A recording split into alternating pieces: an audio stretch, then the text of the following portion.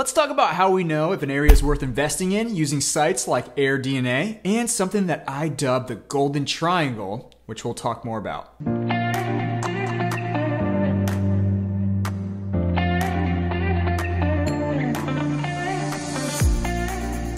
Now, I touched on this subject before in previous videos, but today we're really focusing and honing in on two key things. Well, three things. Airbnb, AirDNA, how those complement each other and how we actually pull numbers and research a whole area.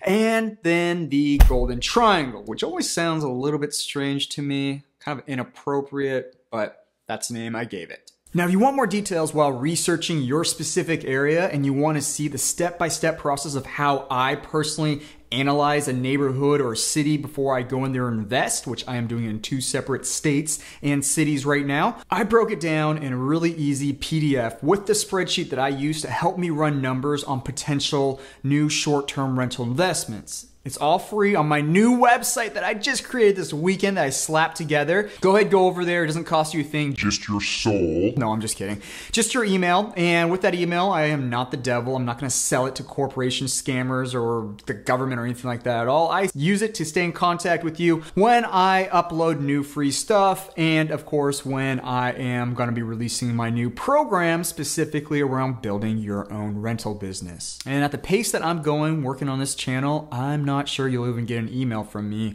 in the near future, but it'll be there. Now, I guess I shouldn't have told you that for the algorithm's sake for YouTube, so don't just go over to that website now. Let's make sure you watch this video all the way through, and then you can go over there. Or, better idea, is that you open up another window, go to the site, download that real quick, and then jump back into this video, and then you can actually follow along, and you can see exactly what I'm talking about with examples and visual aids and all that good stuff. That's the better idea. Do that if you want.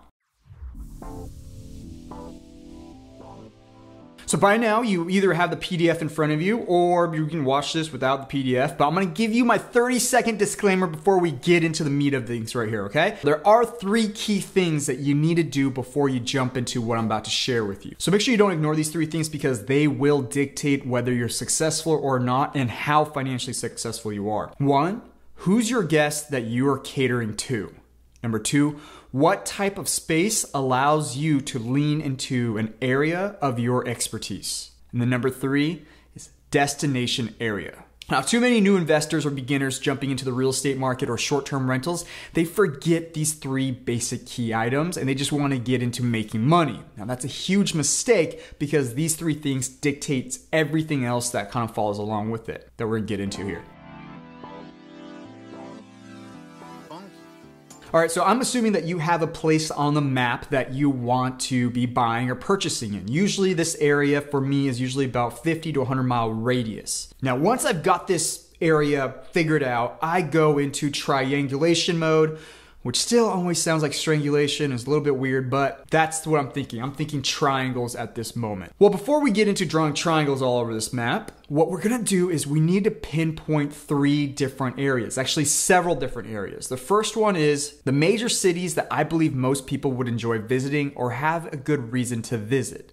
Number 2 are hot spots that would naturally draw in my group or my type of guests, such as vineyards, restaurants, shopping, golfing, sightseeing, etc. And then 3rd is a major natural or man-made attraction that draws in people. Popular hiking trails, lakes, rivers, forests, parks, anything like that. Now, like I said, I'll generally do this over a 100-mile radius around the major area that I'm looking at. Now, once I've done this, I embrace the first grader in me and I start connecting dots. But I'm not just connecting dots willy-nilly. What I'm doing is I'm trying to connect and make triangles with one of each of those 3 areas that I just laid out for you. Now, what I'm really trying to do here is make as many equilateral triangles as possible. Now, quick geometry lesson here is that an equilateral triangle is just a simple triangle with the same sides or same size sides, same size sides. That's kind of hard to say. Same size sides, same side sides, same side sides. So by the end of this, you'll have all these triangles all over your map, or you should have. If you don't, maybe it's a bad spot, you maybe want to look somewhere else. But what we really want are the golden triangles. And I think I call them golden because I started highlighting them in yellow and it looks like a gold triangle, so that's why I call it that. But these are the ones that are the most like an equilateral triangle, but each side is only a 30-minute drive. Now, make note that I said a 30-minute drive and not 30 miles because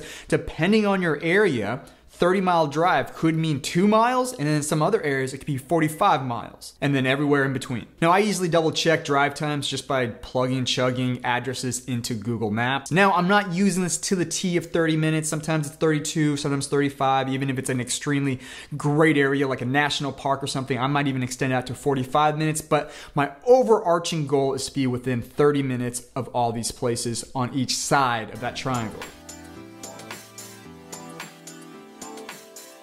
Now it's time to supercharge our research and dig into the numbers. And this is where I like to use Airbnb. And just recently, I got converted over to using AirDNA, and I actually like it a lot. And AirDNA, all it is a site, it's a third-party site that pulls data from popular listing sites like Airbnb and VRBO. Or I think they call themselves Verbo now, which is strange. Now, I only use the free version of AirDNA because, as you guys can see, the plans are not exactly cheap. It can actually be very, very expensive, up towards, I think, $500 a month, depending on what you're trying to do. And to be quite honest, I'm not quite sure how useful that amount of detail really is, because a lot of the data that I really need is also found on Airbnb, which I'll show you guys here in a second. But if you have more experience with AirDNA, it's been really helpful for you, write a comment down below and let me know. There's 5 numbers that I look at on AirDNA. The first one is average nightly rate. Now, this is self-explanatory. Obviously, the higher the number is, the better. And what I'm looking for is I'm looking for an average of around $120+ per night. Now, the reason why is because we know this is an average. And typically, if 120 is the average, that means it's the higher end area is usually between 150 to 200, and that's the place that I like to play in. If you guys watch my videos for any amount of time, you guys know that my places, I tend to try to make it more quote unquote luxurious or higher end. I don't like playing in the middle, and I definitely don't like playing on the low end. The second is occupancy rate. Now, with occupancy rate, this is really the bread and butter of making sure that your place or an area is the most successful as it can be. And I look for at least a 70% plus occupancy rate. Anything below that, it doesn't really grab my attention because it shows there's a lot of vacancies. Now, it could have something to do with the types of rentals in that area, and I can dig into it deeper, but typically on a very surface level, I'm looking at 70% or higher. Now, it's important because a lot of times you can get high occupancy rates, but you have to look at the range, both the peaks and the valleys, and it's shown here right on AirDNA as well. So you, for example, you don't want to see an area where like the lows are like 15% and the peaks are at 100%. And the reason behind that, and it's more of a personal, subjective one, is that I don't like areas that are really hot and cold. I like consistent areas. It helps with cash flow, helps with predictability, and I don't like a place sitting empty or at 15% occupancy rate for several months, which, you know, for example, are coastal towns, mountain towns, areas like that are very seasonal. Now, with just these 2 numbers, I can actually calculate the effective rental rate for that area. All I need to do is multiply them together. Very simple math. This effective nightly rate is incredibly important to make a decision and run your numbers because it really dictates whether you're going to be cash flow positive, neutral, or worst case scenario, negative. The next one is rental growth rate. And this on AirDNA is shown with just this nice simple graph of quarterly growth. It can show when and how the market is expanding or contracting. And the next one is the number of active rentals. Obviously, this is just a flat number of how many rentals are in this space or this area, and it gives me an idea of who I'm going up against. Obviously and clearly, if there's 100 rentals out there versus 10,000, it makes a big difference on how I enter the space and if I think it's even worth entering. And then the last thing that I look at is rental size. AirDNA is really nice where it actually breaks down the size of the homes or the spaces that are rented out through Airbnb and VRBO by the number of bedrooms.